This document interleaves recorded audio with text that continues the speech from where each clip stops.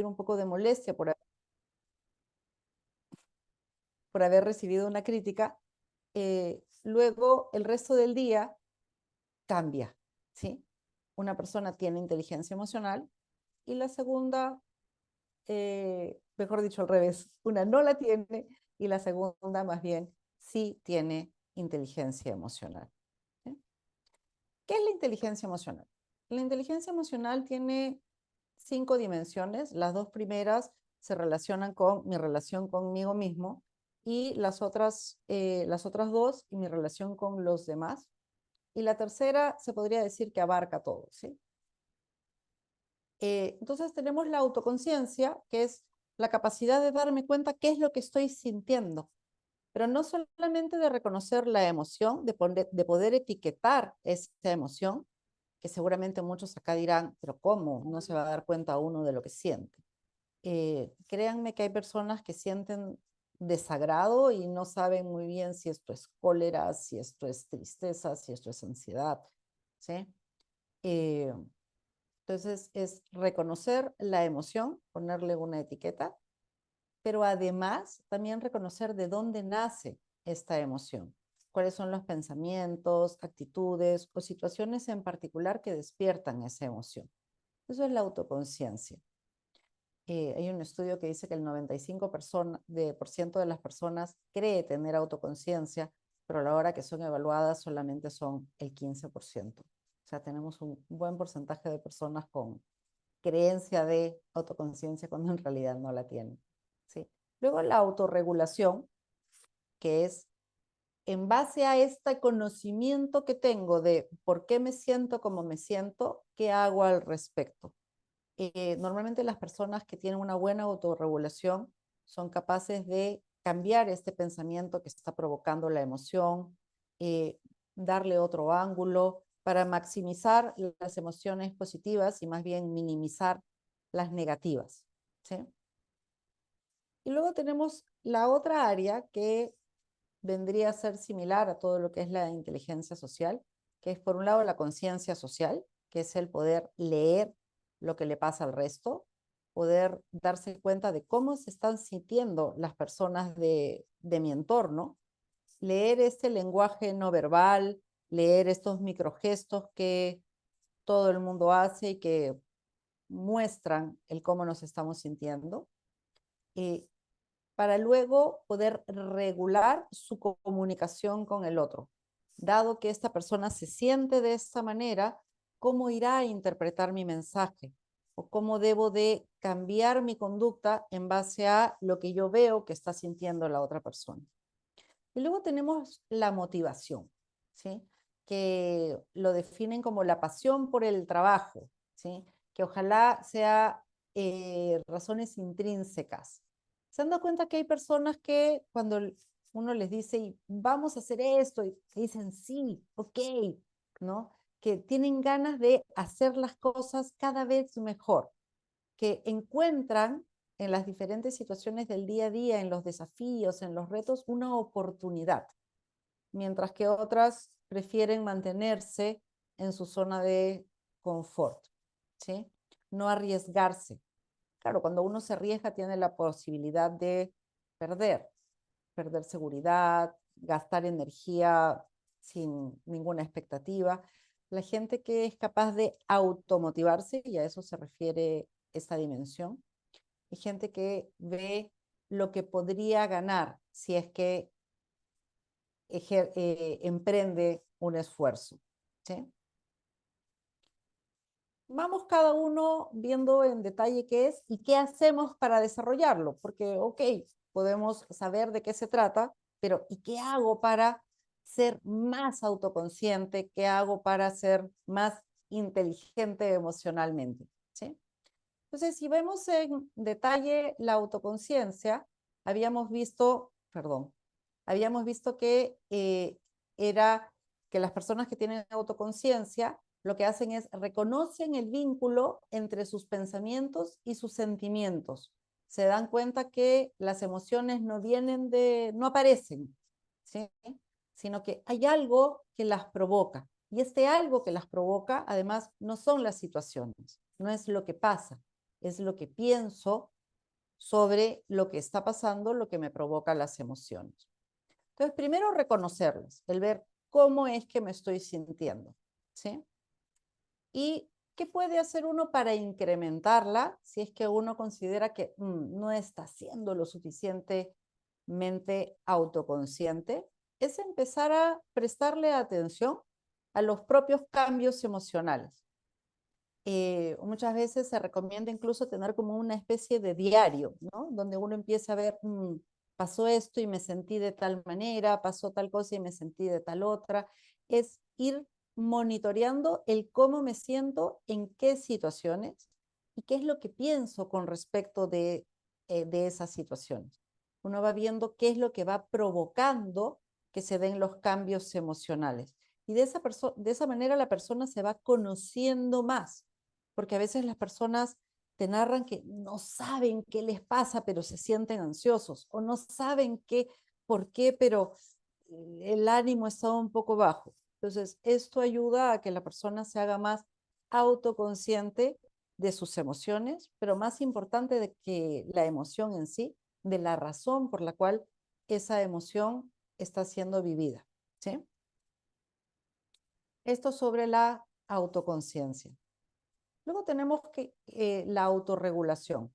Y esto no significa que uno elimine todas las emociones. Y si me siento mal, la manera de autorregularse correcta, si bien uno tiende y está bien, a tratar de minimizar las emociones negativas, pero gestionándolas, no controlándolas. Una cosa es regularlas, gestionarlas, y otra cosa es esconderlas o decir, no, no importa, no voy a sentir cólera. No, hay cosas que nos van a provocar cólera.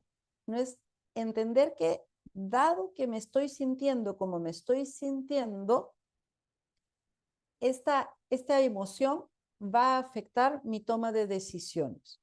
Por lo tanto, hay momentos en los que una persona con una alta autorregulación va a poder decir, en este momento no puedo decidir, o en este momento sería mejor que no continuemos la conversación porque no me estoy sintiendo con la emoción necesaria para enfrentarla, ¿sí?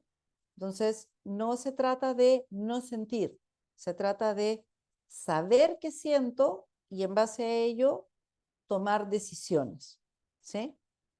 En algunos casos uno puede sentirse tan temeroso que puede decidir autorreguladamente, decir, no, en este momento no puedo tomar esta decisión, tengo que hacerlo cuando tenga otro ánimo, ¿sí?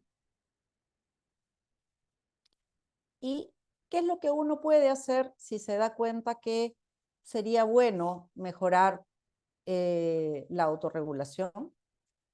Ver cuáles son aquellas situaciones internas o externas, porque unas también es una situación cuando me acuerdo pienso en tal cosa, ¿sí? ¿Qué tipo de situaciones internas o externas despiertan, desencadenan algunas emociones negativas? Y por lo tanto también muchas veces alguna conducta negativa, ¿no? La conducta suele ser producto de la emoción. Y plantearse en frío, ¿sí? Uno ha ido anotando, ¿no es cierto? Y ve, cuando pasa esto, me siento muy mal, me siento muy molesto, o muy triste, o muy ansioso. ¿Qué otras alternativas tengo? ¿Cómo puedo interpretar esta situación de una manera diferente? Y voy anotando diferentes alternativas, diferentes salidas, diferentes puertas, diferentes opciones, ¿sí? No hay solo una. Pero esto es bueno hacerlo en frío, porque naturalmente lo que va a ocurrir es que va a aparecer el pensamiento al cual estoy acostumbrado. Uno tiene el hábito, así como tiene hábitos de comer, de hacer ejercicio, también tiene el hábito de interpretar las cosas de una u otra manera, ¿sí? Entonces, ver, qué otras alternativas tengo? Para que luego cuando aparezca ese desencadenante, yo ya tenga en mi mente otra opción, ¿sí? Y así voy eh, mejorando en mis competencias correspondientes a la inteligencia emocional. Luego tenemos, next, lo que es la conciencia social, el poder leer a los demás, el poder darme cuenta de qué es lo que están sintiendo las otras personas. Y para eso hay que hacerse preguntas mientras uno está conversando con los demás, ¿sí? Hay que ir viendo, preguntarse, ¿habrá tensión acá en el ambiente? ¿Cuál es el lenguaje corporal de las personas que me rodean? Veo que están todos tensos, están relajados, la gente está sonriendo o no. En el grupo hay alguien que de pronto no está hablando mucho, alguien que cuando trata de hablar lo ignoran. Tratar de ponerse en plan de investigador, ¿sí? Ir investigando qué es lo que está ocurriendo, ir prestándole mucha atención a todas estas señales, ¿sí? Y de esa manera va a ir aumentando nuestra capacidad de leer lo que ocurre en nuestro entorno, ¿sí? Entonces, les decía que hay que observar cuidadosamente, escucharlas con atención, ¿sí?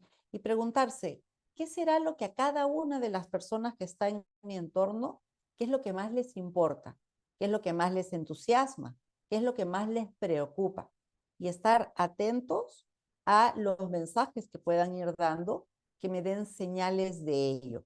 Y todo esto al principio uno lo hace como muy conscientemente, ¿sí? Alguna vez alguien me dijo, oye, agota hacer esto porque hay que estar muy atento, pero es solo al principio. Después uno lo empieza a incorporar dentro de sus nuevos hábitos y uno empieza a generar el hábito de escuchar con atención, de mirar con atención, ¿sí? Al principio puede agotar, pero después ya no. Después ya empieza a ser natural, ¿sí? Y luego tenemos la regulación social.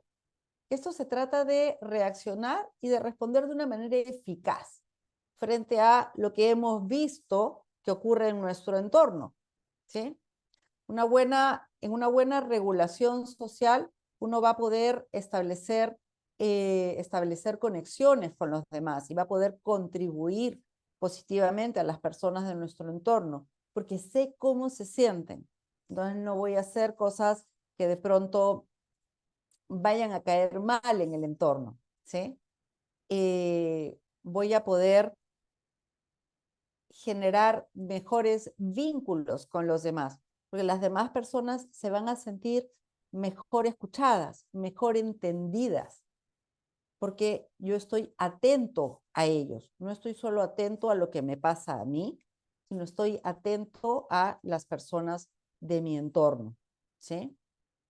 ¿Y cómo puede incrementar uno esta regulación social? Preguntándose antes de hacer o decir algo, ¿y cómo se estará sintiendo esta persona? ¿Sé cómo se siente? Si la respuesta es no, no tengo idea, entonces de pronto detenerse antes de decirle algo o hacer algo que vaya a afectar a la otra persona. Primero, saber cómo se siente, para luego ver cómo se sentirá si digo esto o hago aquello, ¿sí? Anticiparse. Y claro, algunos podrán decir, pero yo no tengo bolita de cristal, ¿cómo voy a saber lo que van a hacer o cómo se van a sentir? Pero eh, puedo ir ejercitando mi capacidad de anticiparme de una manera certera. Entonces me anticipo y veo, no la chunté, ¿sí? Anoto, ahí es una buena idea anotar. Entonces, esto no resultó, parece que me estoy equivocando en esto y esto demanda cierto análisis de uno con uno, ¿sí? Eh, y luego ir probando diferentes alternativas tanto para incrementar la conciencia social, ver, de pronto no lo estuve leyendo bien, parece que cuando hace esto o aquello, no se siente como yo pensaba, es diferente, ¿sí? Y de esa manera uno va mejorando cada vez más tanto su conciencia social como su regulación social. Y luego tenemos el tema de la motivación. Acá se trata de regular las propias emociones para alcanzar las metas, ¿sí? Y acá las personas que son muy automotivadas eligen maximizar estas emociones positivas para minimizar las negativas. Y como saben qué pensamientos provocan qué tipo de emociones, estas personas pueden elegir los pensamientos adecuados para gestionar su propia emoción y sentirse impulsados hacia la acción que los va a llevar a alcanzar las metas que ellos se están planteando, ¿sí? Y acá es tan sencillo o tan complicado como identificar las propias metas, tener claridad sobre qué es lo que nosotros queremos. Y acá a veces cuando trabajo esto con mis alumnos, me dicen, profe, pero si no sé qué voy a hacer hoy día en la tarde, ¿cómo voy a saber qué voy a hacer de qué 5 años o cosas por el estilo? ¿No? Y hay algunos trucos. A mí me encanta Brian Tracy, que es tiene un libro que se llama Metas, que es antiguo, antiguo, antiguo, pero me parece que sigue siendo muy vigente y muy bueno. Eh, y te da algunos trucos, como por ejemplo, imaginarse que todo lo que uno se plantee va a resultar. Y ahí nuestra mente empieza a permitirse plantearse metas. Porque muchas veces no nos planteamos metas porque hay como una barrera mental que ni bien está apareciendo la meta, está apareciendo el deseo, el objetivo, te dice, es mucho trabajo, no vas a poder, es muy caro, demanda mucho esfuerzo. Y uno no llega ni siquiera a plantearse la meta. Si no hay metas, no hay expectativa de algo positivo y por lo tanto es difícil tener un ánimo positivo si siento que no va a pasar nada bueno. La expectativa de que va a ocurrir algo bueno, de que tengo la opción de que con mis acciones voy a llegar a eso que yo quiero, entusiasma y genera un ánimo positivo y un ánimo y activado. ¿Sí? Uno se activa, se energiza de manera positiva. ¿Sí? Y para eso tengo que tener metas, tengo que tener objetivos. Entonces, primero planteárselo y ojalá escribirlo, ¿sí? Y una vez que uno se lo plantea y una vez que uno lo escribe, tenerlos presente. ¿Por qué tenerlos presente? Porque si uno lo lee todos los días, lo ve, ¿no? Se recomienda, por ejemplo, hacer fotos y hacer un collage de imágenes que nos recuerden nuestra meta. Esta se va sintiendo más cercana y por lo tanto motivan más a la acción, ¿sí? Muchas veces uno elige hacer cosas en el corto plazo que no son tan beneficiosas en desmedro de acciones que en el largo plazo nos van a provocar beneficios.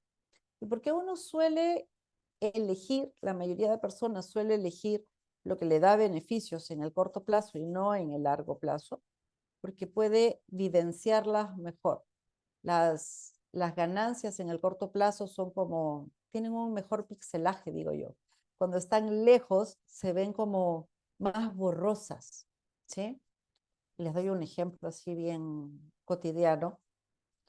Entre comerse una hamburguesa con papas fritas y una ensalada, comerse la hamburguesa con papas fritas da en general mayores beneficios en el corto plazo, porque es más rico que la ensalada, al menos yo lo prefiero a la ensalada. La ensalada, la verdad, me parece lo más fome que hay.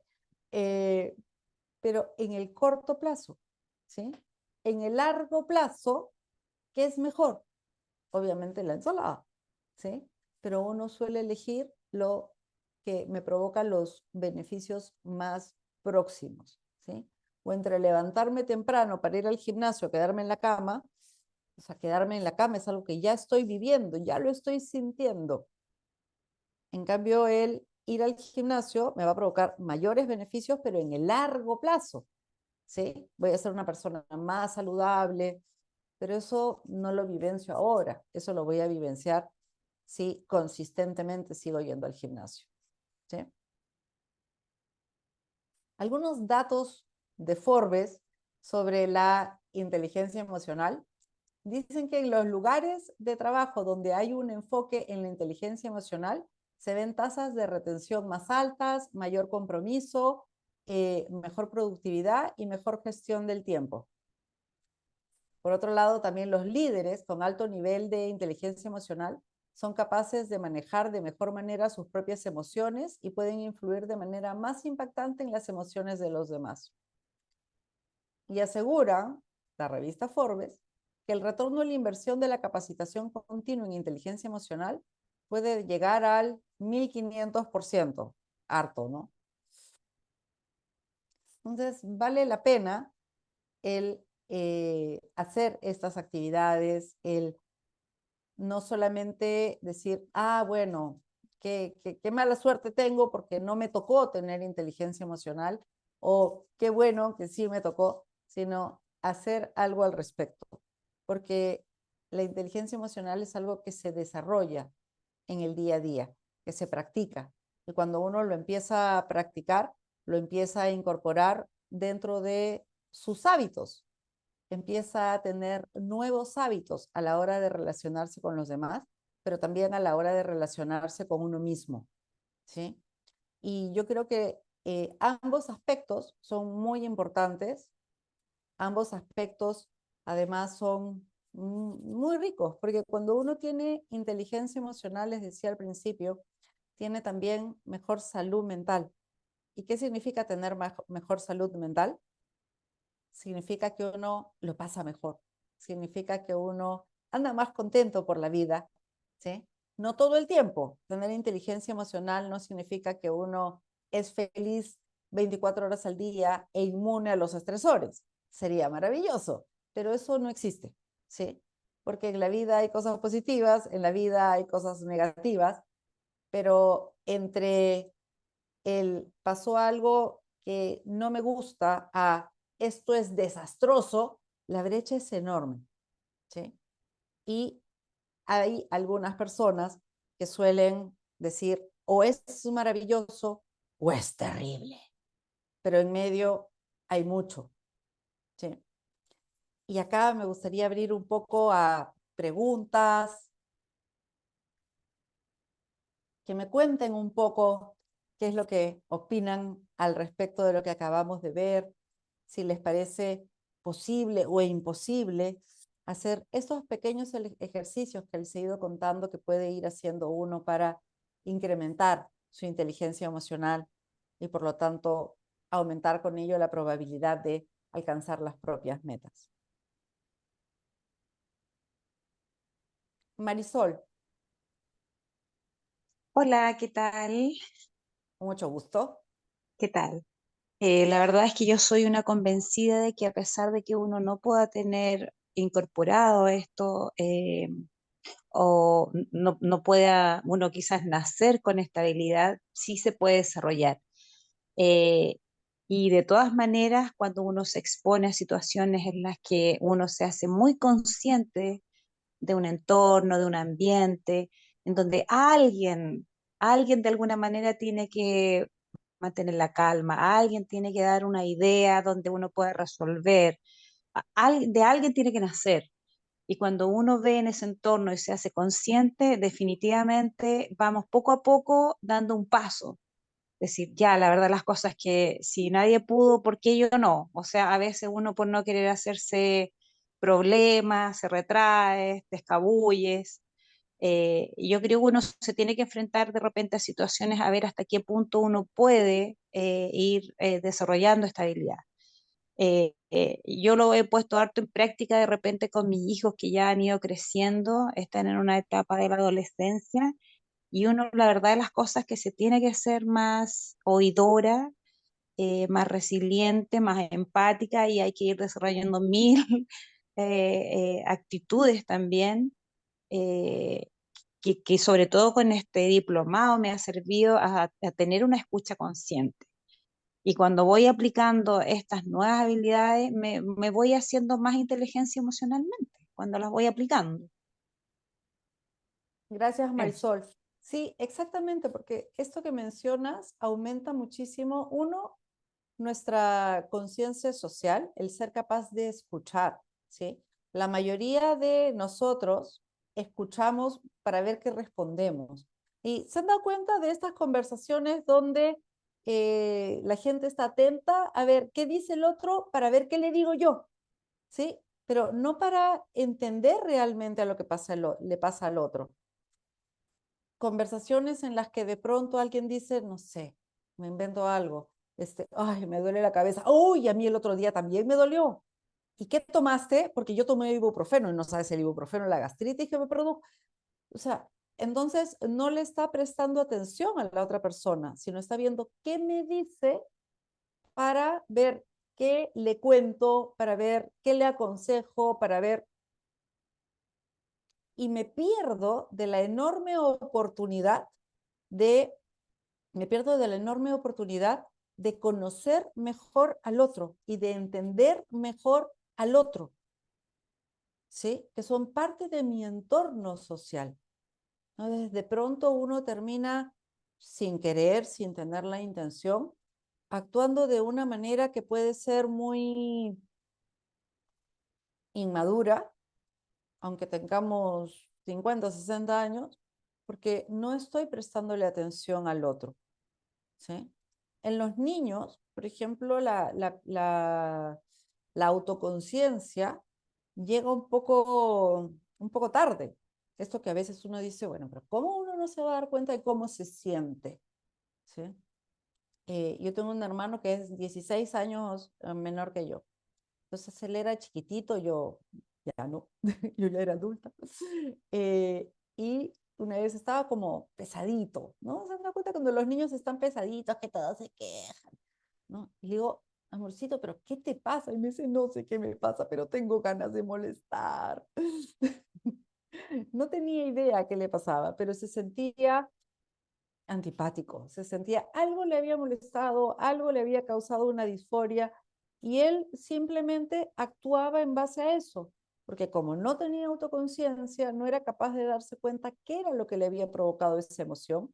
Entonces, él simplemente se sentía disfórico y cuando uno se siente disfórico, o sea, con ansiedad, depresión, cólera o cualquier emoción desagradable, eh, no es la persona más simpática del entorno, ¿no es cierto?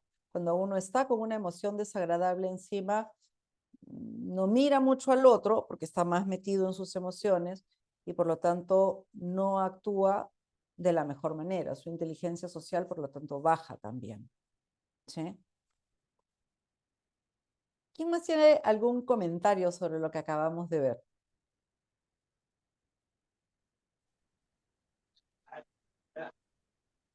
Yo le... Hola, Hola, Alejandra, hola, tengo una pregunta. dime. ¿Qué pasa si uno está en un estado emocional o en una situación donde está como sobrepasada?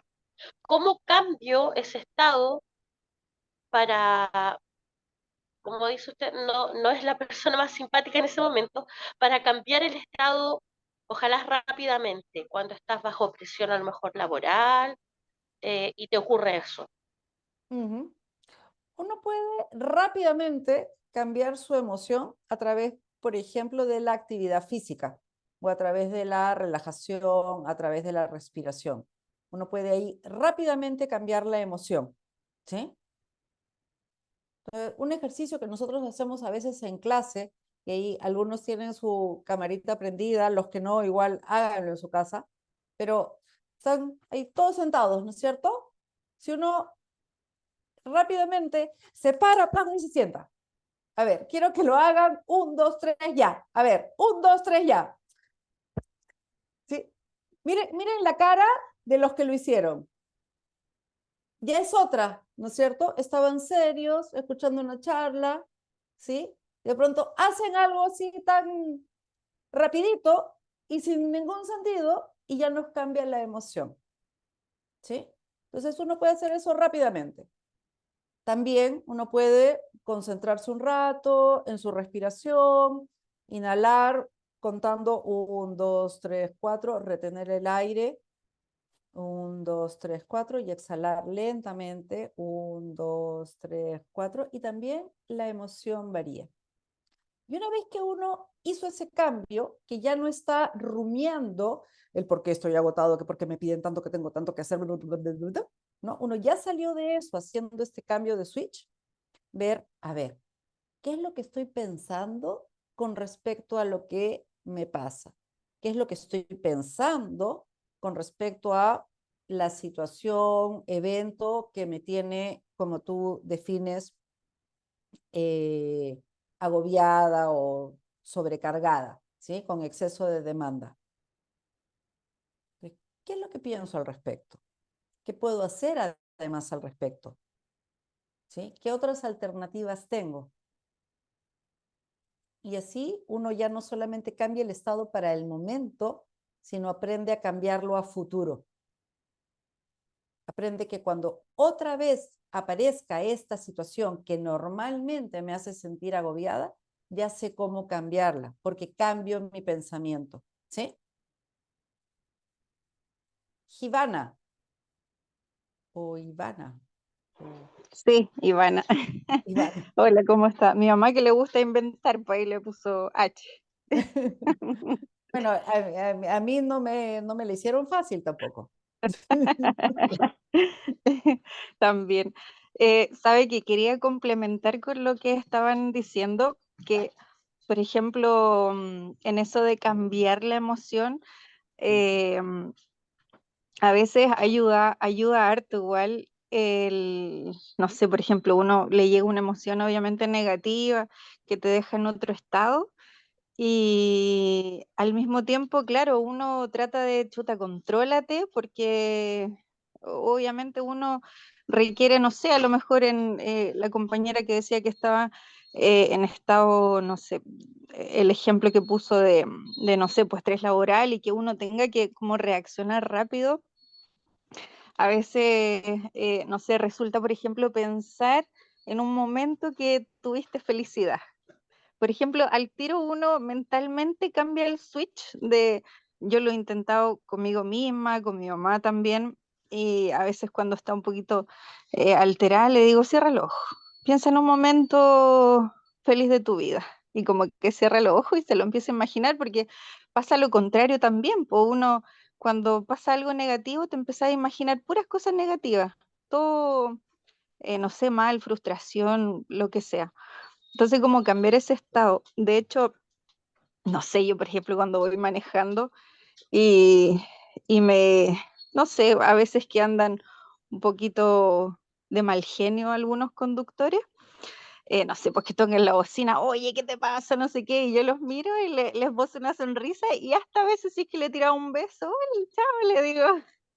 Y como me acuerdo en un video que vi que salía un caballero como, no sé, un colectivo adelante, otro atrás, y el de atrás, también el de adelante le decía, oye, qué sé yo, estúpido, no sé qué, y el de atrás le esbozaba una sonrisa y lo saludaba, po. Y el cliente que iba al lado le dice, pero ¿cómo tú le esbozas una sonrisa si te está tratando mal? Como, y él le dijo que, claro, como él tenía su basura, quería tirársela, él no le iba a recibir su basura, entonces como que le esbozaba una sonrisa nomás y le hacía un adiós. Ujú, Eso sí. quería comentar. Gracias, Ivana. Lo que mencionaste hace un rato de cómo uno recordando situaciones cambia su estado de ánimo, eso funciona para bien y para mal, ¿sí? Pero uno puede decidir. Si a veces pasa que uno está, no sé, haciendo cualquier cosa y de pronto se acuerda de algún evento triste y se entristece, ¿no es cierto? Uno puede, yo a mis coaches les recomiendo que tengan su maletín mental, imaginario, su maletín de situaciones agradables. Entonces, cuando aparece un pensamiento o están en una situación negativa, que saquen algún recuerdo de este maletín, ¿sí? Porque decirse a sí mismos, no pienses en eso, no pienses en eso, no pienses en eso, no funciona, ¿no es cierto? O sea, yo creo que lo que menos calma puede producir en la vida es pensar, tengo que estar tranquilo, tengo que estar tranquilo. Eso no funciona, ¿sí? No, es que no me debo acordar de esto, no me debo acordar del otro. Si yo les digo a ustedes en este momento, no piensen en una manzana, no piensen en manzana, pero no se les ocurre pensar en una manzana. ¿En qué están pensando? En una manzana, ¿verdad? Entonces, no puedo decidir, nuestro cerebro no entiende en negativo, ¿sí? No, no te molestes, no estés molesta, ¿no? O no estés triste, ¿no? Cuando a veces viene alguien y te dice, pucha, que me siento súper nervioso, porque no te pongas nervioso, no estés nervioso. Ya, eso soluciona todo, ¿verdad? Hay que ver, ¿sí? Pero sí puedo decirles, por ejemplo, imagínense una sandía. Imagínense que están cortando la sandía y que huele riquísimo a sandía y que ven cómo el agüita de la sandía chorrea y se nota que está heladita. Toda está llena de gotitas. ¿En qué están pensando?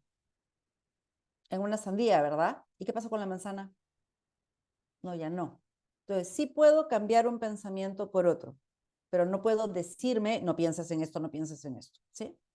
Entonces, un poco con esa lógica, que es muy sencilla, he pedido a mis coaches y tengo también algunos pacientes que tengan su maletín de emociones positivas. Entonces, cuando tienen que tener una conversación difícil, cuando se tienen que enfrentar a alguna situación que ya se han dado cuenta que es un desencadenante de emociones negativas, que se pongan en un buen estado emocional, que les permita enfrentar la situación. Y uno puede incluso hilar más fino. Si, por ejemplo, tengo que darle feedback a un trabajador, yo trabajo mucho con líderes, si mi coachee tiene que darle feedback a un trabajador, que se ponga en modo enseñar, que se ponga en modo ser docente, que se ponga en modo cuidar al otro, aconsejarlo, ¿sí? Para que no vaya a aparecer el criticón, para que no vaya a aparecer el esto lo estás haciendo mal, sino para que aparezca el mismo, pero en su rol de vamos a ver cómo trabajamos juntos para solucionar esto.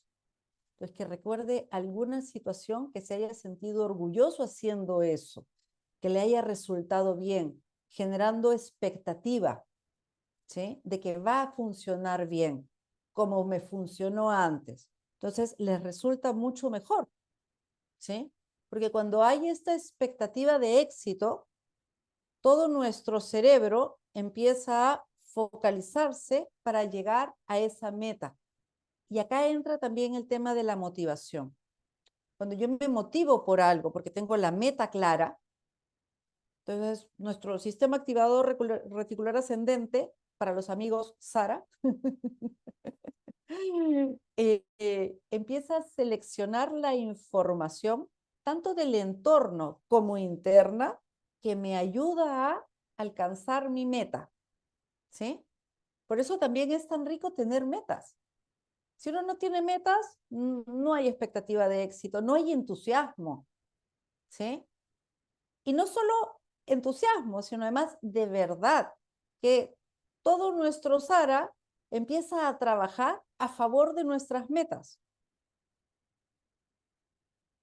Y eso también ayuda a regular mis emociones, me ayuda a sentirme mejor, porque veo que la meta está más cercana, que existen posibilidades, porque mi Sara me lo está mostrando.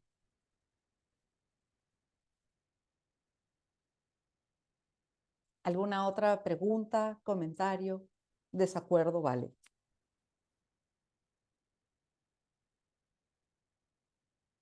Súper. Espero que les haya sido útil esta pequeña conversación, que hoy día, que por fin es lunes, partimos esta semana, partamos con la meta de mejorar mejorar nuestra inteligencia emocional. Ahí Paola pregunta, ¿qué es, Sara? Sistema activador reticular ascendente. Pero me da flojera, entonces Sara.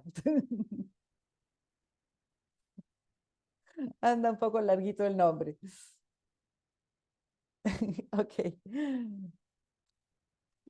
Por ahí Jen pone, sí, la música ayuda, el deporte ayuda, la meditación ayuda, todo eso ayuda, sí. Pero lo que más ayuda es el conocernos, conocer nuestras emociones, aprender a regularlas. Y una vez que logramos conocernos a nosotros mismos y regular nuestras emociones, nos va a ser más fácil conocer las emociones de los demás y regular nuestra conducta para ponerla al servicio de alguna manera de las emociones de los otros, para ser un elemento de conexión y no un elemento disonante en nuestro tejido social. ¿Sí? Un gusto, Ninosca, entonces, dime. sí, una pequeña Sí, consulta feliz. más que nada. Sí, bueno, un gusto hablar contigo. Ninosca, para esto de temas de equipos grandes, estamos hablando ya de más de 3 o 4 personas. Cuando tú tienes, porque tú bien mostraste ahí que primero había que observar cómo estaba el equipo, si había algún tipo de tensión, si había algo o alguna persona que se comunicara menos, etcétera. Pero en tu experiencia, generalmente, yo sé que depende mucho de la situación que se esté, pero es mejor esto tratarlo siempre en grupo o aislar a una persona en específico, conversar más con ella o hacer algún otro tipo de trabajo, cosa que no genere esto un campo magnético alrededor del equipo. Ahí va a depender. Uno puede trabajar la inteligencia emocional de los equipos y se trabaja en equipo y lo trabajamos todos juntos y lo ejercitamos juntos y se pueden hacer algunas dinámicas también entretenidas para ir leyendo el lenguaje no verbal de los otros. Y obviamente también se puede trabajar uno a uno, ¿sí? ¿Mm? A mí me parece que una buena combinación es ambos, ¿sí? Ahí depende de las metas, depende del diagnóstico. Si de pronto tengo un equipo de 5 y 4 tienen extraordinaria inteligencia emocional y uno no, de pronto se puede trabajar con esa persona, pero yo creo que igual todos se ven beneficiados del trabajo de inteligencia emocional, de las dinámicas que se pueden ir haciendo para que estas aumenten, para que estas se hagan más parte del repertorio básico de conductas de todos, ¿sí? Ujú. Se puede trabajar de Ninosca, las dos maneras. ya, súper. Oye, y este tipo de dinámicas que tú hablas que se pueden incorporar, ¿dónde uno podría más o menos empezar a buscar? ¿Hay literatura, algo que nos pudieras recomendar? Sí, hay literatura, hay, Google tiene una página que no, o sea, no es que busques en Google, en el buscador de Google, sino hay una página de Google, ¿sí? Donde uno entra, no me acuerdo cómo se llama la página, estoy tratando de acordarme, pero me alcanzó el Alzheimer de pronto, eh, pero donde ellos ponen, no es Google Scholar o Google Academics, ahí uno encuentra textos, investigaciones previas sobre diferentes temas y entre ellos también inteligencia emocional, sino ellos tienen una página donde te colocan los diferentes problemas que puedan haber dentro de las organizaciones. Académica, puede ser. Claro, pero no es esa. Hay una página donde ellos te colocan, pero si pones actividades Dinámicas. organizacionales o dinámicas de Google, ahí la vas a encontrar. Están en inglés, pero bueno, se traducen fácilmente. Entonces te muestran diferentes problemas que pueden haber dentro de la organización y dinámicas que ellos han utilizado y que les han funcionado. ¿Sí? Esa es Perfecto. una alternativa dentro de lo que es la... yo normalmente utilizo dinámicas que vienen desde la terapia cognitiva. Yo soy Maravilloso. psicóloga, entonces saco dinámicas que tienen que ver con la terapia cognitiva, que tienen que ver con el reconocimiento de, que me parece que es la parte más importante, la inicial, el reconocimiento de las propias emociones y el reconocimiento de dónde parten esas emociones, cuáles son las interpretaciones, pensamientos, recuerdos o asociaciones que despiertan estas emociones. Y una vez que las personas tienen esto claro, que se puede trabajar de manera grupal, como se puede trabajar de manera individual, el resto como que fluye más rápido. Pero lo primero es la autoconciencia, es la base. Perfecto. Muchas gracias, Ninosca. De nada.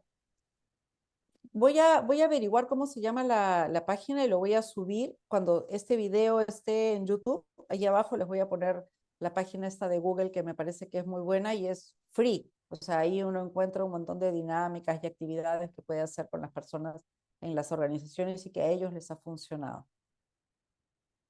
Que gracias. Gracias a ti por la pregunta, Cristina. ¿Y alguien más tiene otra pregunta? ¿No? Bueno, entonces nos quedamos acá. Un gusto y cualquier cosa estamos en contacto por LinkedIn o el medio que sea. Gracias, Ninoska, gracias a todos. Gracias. Adiós. Gracias, Dinosca. Saludos a todos. Buenas noches. Buenas noches.